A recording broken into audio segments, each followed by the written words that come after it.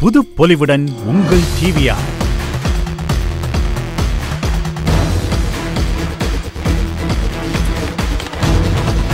Masala, InStyle, boxing, என் பயணம் வந்துட்டாங்க ஐயா வந்துட்டாங்க. புத்தம்புது காலம் ஸ்டார்ட் ஆஃப் பார்வை.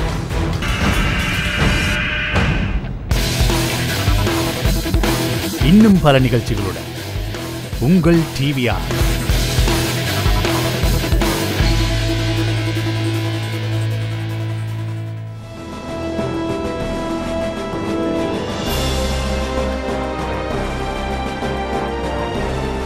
I'm here joined by Jassica Chandrasekaran, who is a PhD student at York University and a very young activist within our Tamil community.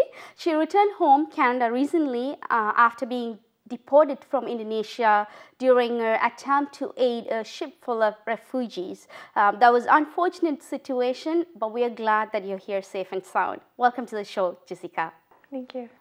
Being a student, being an activist, you wanted to make a change. So you went to Indonesia. Unfortunately, your trip was cut short.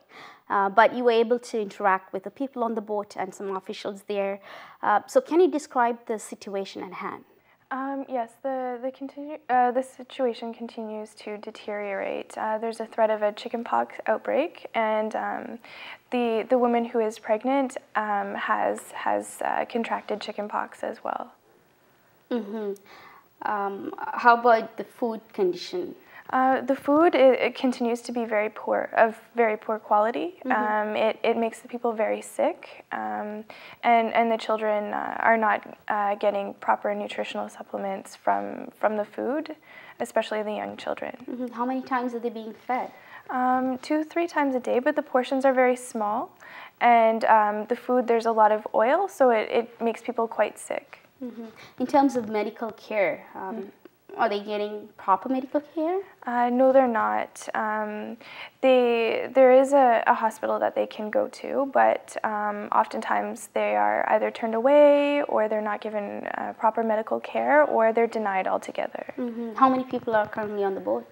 There's 240 on the boat, and 14 who were also on the boat, but they're now in a detention center. As I said earlier, your visit wasn't smooth. You were taken into custody as soon as you arrived in Indonesia. So can you tell us what happened there? Yes, we went to go visit the boat in Merak, which is fairly far from Jakarta. And as soon as we stepped out of the vehicle, we were taken in by the police. Mm-hmm. And along with you, how many more people were detained there? There were 2 other people, 2 other women from Australia, mm-hmm. and we were detained when we were standing in a public space near a restaurant. Okay, what was the basis for your detention?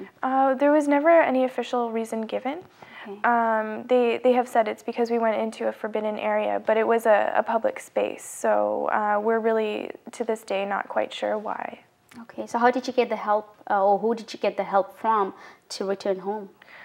When we were initially taken in by the police, the people on the boat witnessed it. So they were immediately in touch with Canadian Heart and with people in Australia, telling them about what had happened. And so it was really the people on the boat who were there for us.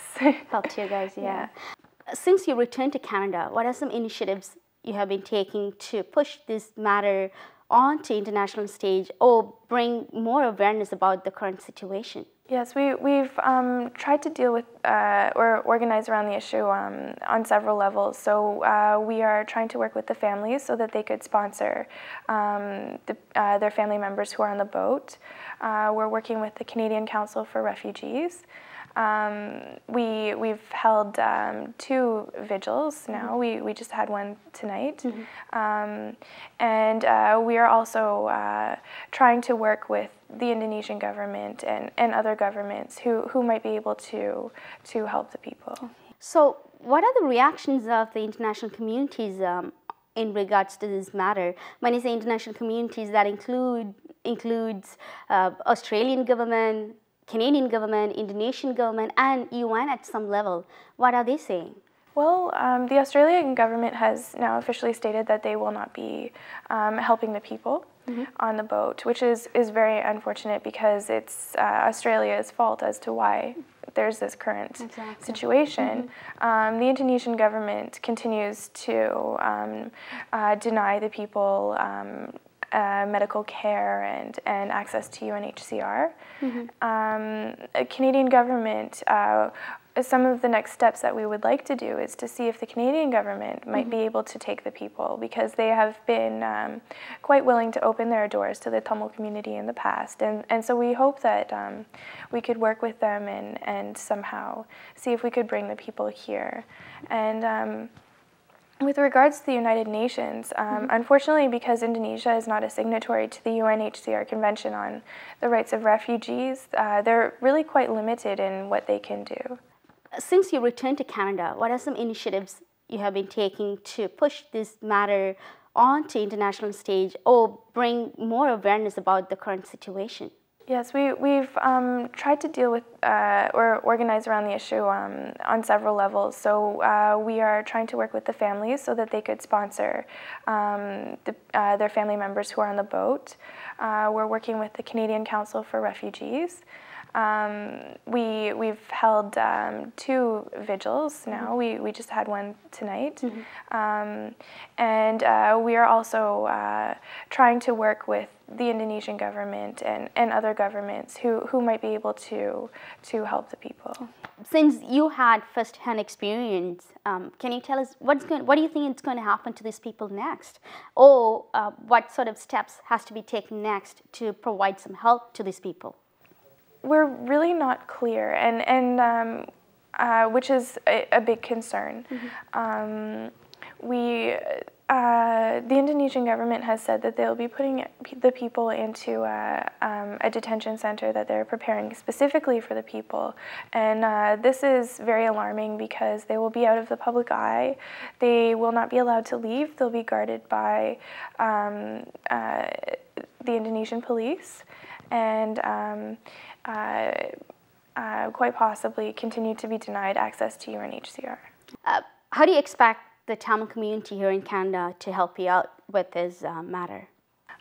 Well, to support the people or the family members, people here who have family members who are on the boat, would be a really big step to help them get through this and to support the people, to come to Canadian Heart events, because what happens is then we send photographs and videos to the people on the boat, and to give them some morale as well, to contact your MPs and tell them about the situation, tell them that you're concerned and that you feel that Canada should, in some way assist the people. You're a proud student at York University, and you've been praised for your bravery. Just out of curiosity, how did it all started? How did it become that you were picked to go to Indonesia to advocate for these people? Well, we got word that the people in the detention center were interrogated by Sri Lankan officials, and that they were also being threatened with deportation, which was, of utmost concern.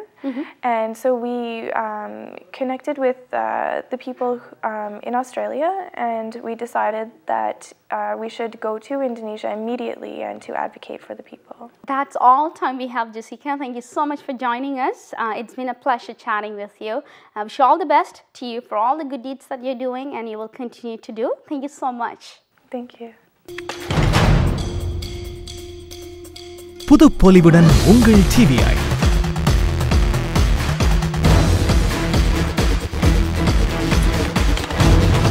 விந்தை உலகம், வெள்ளித்திரை, ஏமாறாதே ஏமாற்றாதே, Malgudi days, திரை விழா, திரை முன்னோட்டம், படம் எந்த இடம், double double.